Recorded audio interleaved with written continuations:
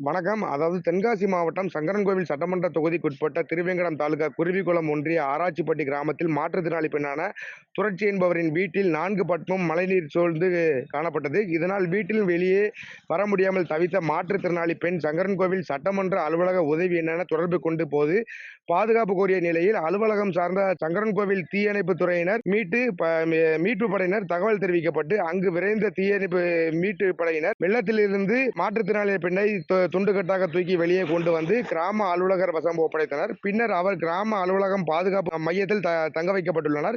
மேலும் அவர் பயன்படுத்திய இருசக்கர வாகனமும் பத்திரமாக மீட்கப்பட்டது.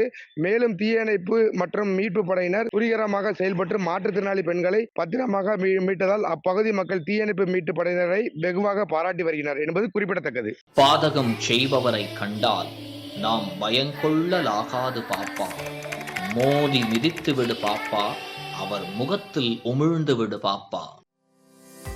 அண்மை செய்திகளை உடனுக்குடன் தெரிந்து கொள்ள இணைந்திருங்கள் இயம்நாடு தொலைக்காட்சியுடன்.